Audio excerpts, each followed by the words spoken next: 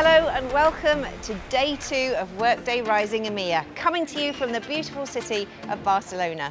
I'm Kate Russell and this is Workday Rising Daily, your roundup of everything that's happening at this year's event. If you haven't noticed the hype around AI, you must have been living in a Faraday cage. But if you want to know all about what it means for your business, then this is the place for you. On today's episode, we'll be taking a closer look at AI and what it means for the future of work. Coming up on today's show, Workday's EMEA President Angelique De Vries will be giving us her take on this morning's Innovation Keynote. We'll be speaking to Chandler Morse about what the EU's AI Act means for businesses. We'll hear from Workday customers about how AI will impact their industries. Jim Stratton will be here to tell us about the types of AI solutions businesses should be putting their trust in. And for any football fans out there, we've got Borussia Dortmund legend and former Germany international Patrick Owomoyela on what businesses can learn from football teams. But first, at 9:30 this morning, we headed to a packed keynote theatre where 4,000 people eagerly awaited this year's Innovation Keynote. And wow, they certainly weren't disappointed. Here's the highlights from this morning's session. Following a spectacular welcome keynote on Tuesday evening, Workday CMO Emma Chalwin took to the stage on Wednesday morning at the CCIB in Barcelona to kick off the second day of Workday Rising EMEA. Welcoming more than 4,000 attendees, Emma celebrated the spirit of the Workday community and paid tribute to those who are helping their organisations shape how the future works. And when it comes to shaping the future of work, AI was always going to be top of the agenda. And the explosion we are seeing in AI is arguably one of the most transformational technology trends of our lifetime. And in fact, probably the most important since the introduction of the cloud. She was joined on stage by Workday's Shayan Chakraborty, who set out what makes Workday different when it comes to AI.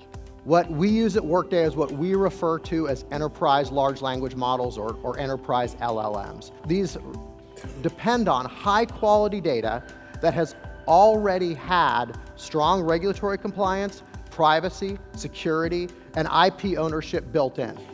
So when we're training these models, we know where the data comes from, we know who owns it, and we know where there may be concerns about specific use cases. We can use methods like grounding to ensure that these models provide truth, allow you to tap into the benefits of LLMs without exposing you or your employees to the dangers in these internet-trained LLMs. Next up, we heard from Claire Hickey, Andy Kershaw and Christina Galt about some of the exciting ways that Workday's customers will stand to benefit from generative AI. And just when you thought that was it when it came to AI, Claire was back to tell everyone about the new Workday AI Marketplace. How can we harness the power of this historical innovation into Workday's ecosystem?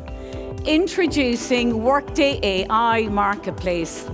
This is the first of its kind offering that will allow Workday customers to access an entire ecosystem of AI applications. Applications that are certified by Workday, ensuring that they are built in line with our approach to responsible and trustworthy AI. The Workday AI Marketplace has already 15 early adopters going through a rigorous certification process. And this is just the beginning. As we expand the Workday AI Marketplace, you'll see tailored solutions delivered by systems integrators, Workday-related capabilities with third-party products, and native AI-powered Workday Extend apps. You can expect to see all of this in the Workday AI Marketplace in the first half of next year.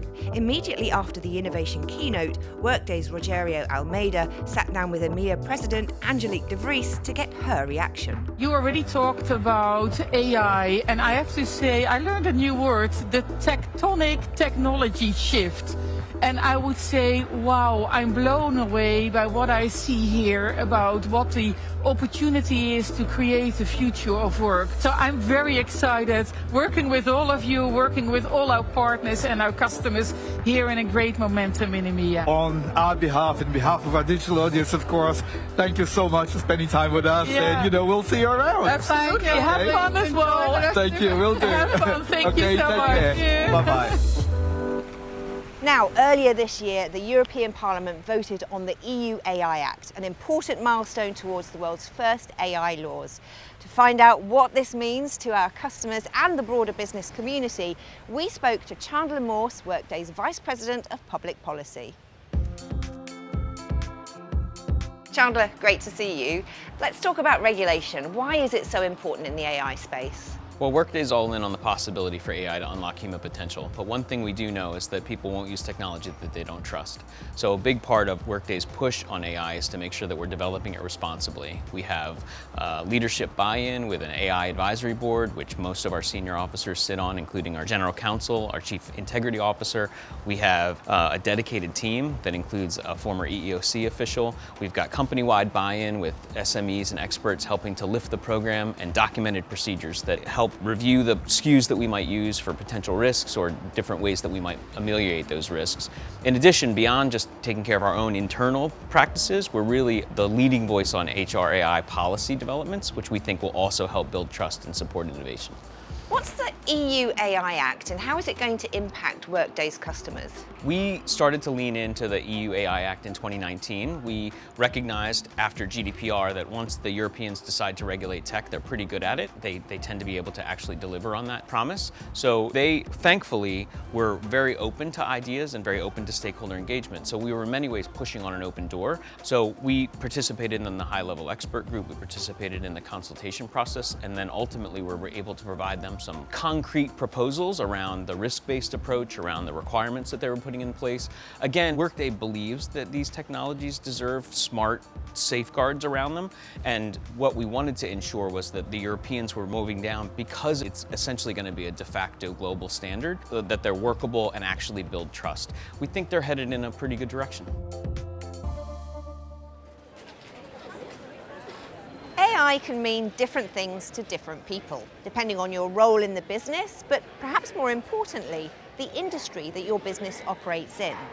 Earlier today, we spoke with businesses representing the financial services and manufacturing industries about what an AI-powered future of work looks like to them. Cyril, thank you so much for joining us today. What are the biggest challenges your industry is facing? I would say the biggest one is making sure that we attract and engage our people. People are expecting the same experience in a company from what they're seeing outside. They want an Uber, Amazon-like experiences, and our big companies with heavy processes and a lot of tools going on to do their daily tasks, this all needs to be simplified so that we can deliver a great experience to them. Our particular industry really sits within the financial services space. I think one of the biggest challenges for us is what's going to happen with interest rates, with the global economy, with worker mobility, and the adoption of digital channels and digitization of our platforms that serve our clients. Let's talk about the impact that AI is going to have on your industry. We want to be the first big pharma powered by AI at scale. The impact will be huge on our people. We'll give them the tools and technology to generate insights and make everyday decisions. No matter what form the AI is, it will only work if the data is right. And that's a big piece of work that we're going through at the moment to get the paucity we have of data addressed so it can feed wherever we go with AI.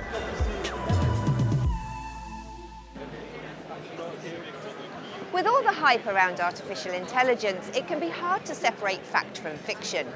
Much like in the early days of social media, over the last year, every company seems to be falling over themselves to tell you they are now an AI company.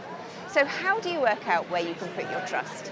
Well, we spoke to Workday's CTO, Jim Stratton, to get his top tips on finding trustworthy AI solutions, as well as how Workday's using generative AI in meaningful ways for its customers.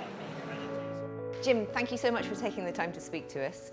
Why is trust such an important subject when it comes to AI? Trust is hugely important to leveraging AI in all applications, but particularly in the enterprise.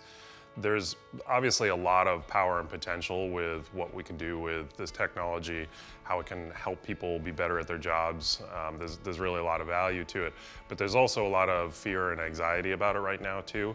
Individuals worrying about privacy and AI coming to replace their jobs. And I think trust is really the key to bridging that gap and allowing companies and individuals to believe in the systems that they're working with and actually leverage that technology really with trust built into that foundation. So what's different about Workday's approach to AI solutions? Yeah, it's a great question. There's a few different ways that we're focusing on it. One is just overall improving the user experience and how folks interact with the application and find information within the application that they're using already today. There are some great ways that we're focusing on in terms of career development and enhancing individuals, helping them to move along their own career path and get the most out of their own opportunities. And then there's some very exciting things in terms of automation and risk assessment and reduction within the financial application space. Time to take a very short break from artificial intelligence. We don't want to give you AI fatigue. Last year, Workday announced its partnership with German football club Borussia Dortmund. Famed for finding and developing the best young talent from across the world, you could say the partnership was a match made in heaven? Well, this morning the Workday team met with Borussia Dortmund legend and ex-Germany international Patrick Owomoyela, as well as Director of Commercial Partnerships Benedikt Scholz. They found out more about that Workday partnership and what businesses can learn from Bundesliga-winning football teams.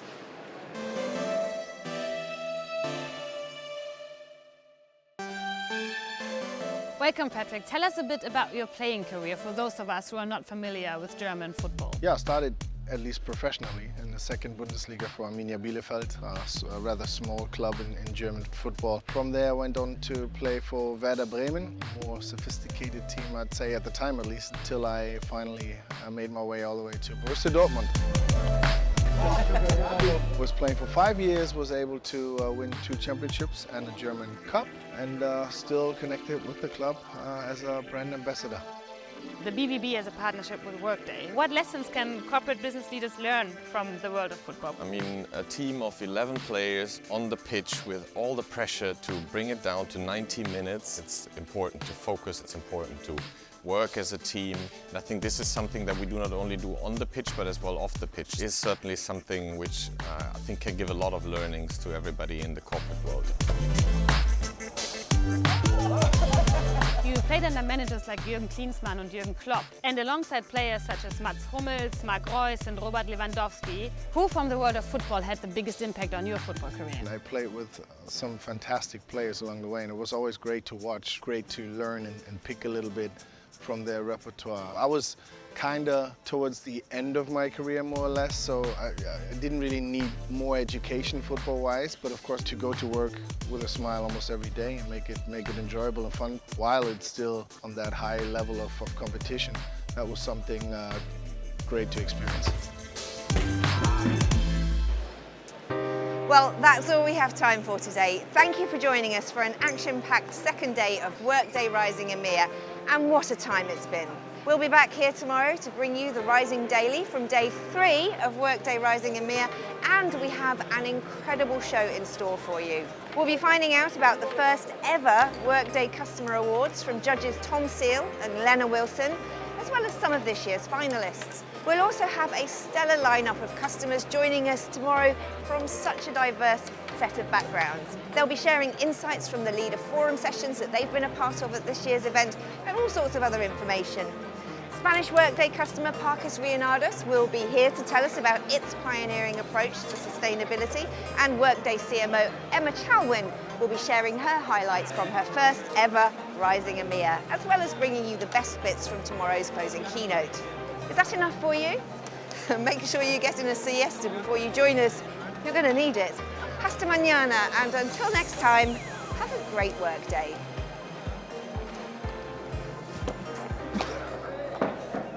Oh no! I think this belongs to you. I'm so embarrassed. Thank you. No, that's okay. It happens. But if you don't mind, we should work a little bit on your technique. Oh, yes, please. Yeah? Then let's do this. Go away. Go away. This is private. So what you want to do is aim for the 8, because if you miss, there's still some good numbers left and right of it. Okay. And not too much power. Not too much power. No, we want to keep the shoe.